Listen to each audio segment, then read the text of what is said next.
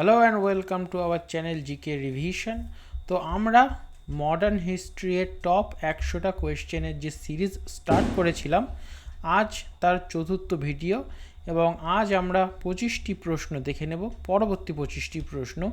তো এই 25টির ভিতরে কার কটা প্রশ্ন ঠিক হলো সেটা অবশ্যই কমেন্ট বক্সে জানাবেন।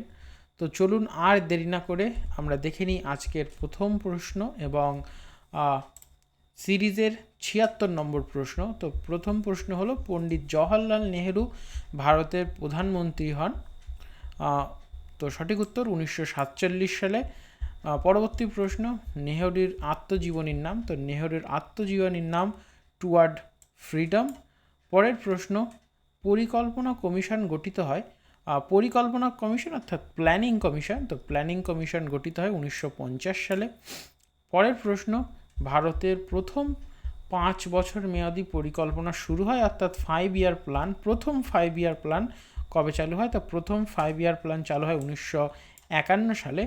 পরের প্রশ্ন, নেহেরুর ডিসকভারি অফ ইন্ডিয়া লেখা হয়, অর্থাৎ নেহেরু ডিসকভারি অফ ইন্ডিয়া যখন লেখে তিনি তখন কোথায় ছিলেন? তিনি তখন জেলে ছিলেন। তো পরের প্রশ্ন, বেতাল পঞ্চবিংশতি অনুবাদ করেন। তো বেতাল পঞ্চবিংশতি অনুবাদ করেন বিদ্যাসাগর। পরের প্রশ্ন, কেশবচন্দ্র সেন যুক্ত ছিলেন। তো কেশবচন্দ্র সেন যুক্ত ছিলেন ব্রাহ্ম সমাজের সাথে। পরের প্রশ্ন, প্রার্থনা সমাজ প্রতিষ্ঠা করেন। তো প্রার্থনা সমাজ প্রতিষ্ঠা করেন মহাদেব গোবিন্দ রানাডে বা এমজি রানাডে। তো পরের প্রশ্ন, মহিলাদের শিক্ষার উন্নতির জন্য কাজ করেন। তো মহিলাদের শিক্ষার উন্নতির জন্য কাজ করেন বিদ্যাসাগর, রানাডে, রামমোহন, আর সকলেই কাজ করেছিলেন। তো সঠিক উত্তর হবে সবাই। পরের প্রশ্ন, প্রথম ভারতীয় মহিলা চিকিৎসক। তো প্রথম ভারতীয় মহিলা চিকিৎসক ছিলেন কাদম্বিনী গঙ্গোপাধ্যায় বা কাদম্বিনী গাঙ্গুলি। তো পরের প্রশ্ন, দিল্লি চলো স্লোগান দেন। তো দিল্লি চলো স্লোগান দিয়েছিলেন সুভাষচন্দ্র বসু।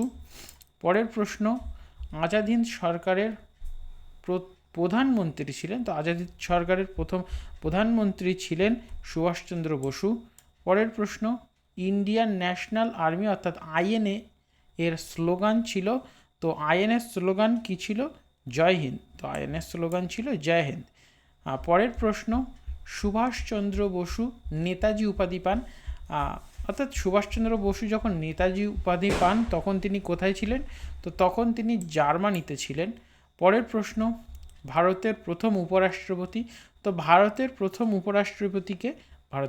উপরাষ্ট্রপতি ডক্টর রাধাকৃষ্ণন এবং দ্বিতীয় রাষ্ট্রপতি তিনি, এবং প্রথম রাষ্ট্রপতি ছিলেন ডক্টর রাজেন্দ্র প্রসাদ।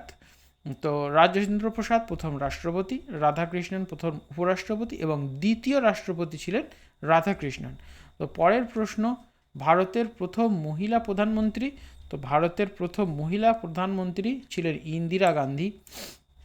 পরের প্রশ্ন, গরিবি হটাও স্লোগান দেন। তো গরিবি হটাও স্লোগান দেন ইন্দিরা গান্ধী। পরের প্রশ্ন, ভারতের প্রথম মহিলা রাষ্ট্রপতি। তো ভারতের প্রথম মহিলা রাষ্ট্রপতি ছিলেন প্রতিভা পাটিল। তো ভারতের প্রথম মহিলা রাষ্ট্রপতি প্রতিভা পাটিল। পরের প্রশ্ন, গ্রিন রেভলিউশন বা সবুজ বিপ্লব চালু হয়। তো গ্রিন রেভলিউশন বা সবুজ বিপ্লব চালু হয় 1965 খ্রিস্টাব্দে। পরের প্রশ্ন, ভারতের জাতীয় পরিকল্পনা নীতি শুরু করেন।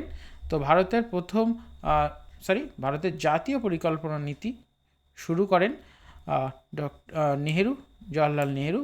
পরের প্রশ্ন, ভারতরত্ন পুরস্কার প্রথম দেওয়া হয়। তো ভারতরত্ন পুরস্কার প্রথম দেওয়া হয় 1954 সালে। তো 3জন ভারতরত্ন পেয়েছিলেন, 3জনের নাম আপনারা অবশ্যই কমেন্ট বক্সে জানাবেন। পরের প্রশ্ন, ভারতের প্রথম ভারতরত্ন প্রাপক, যেটা এক্ষুনি বললাম, ভারতের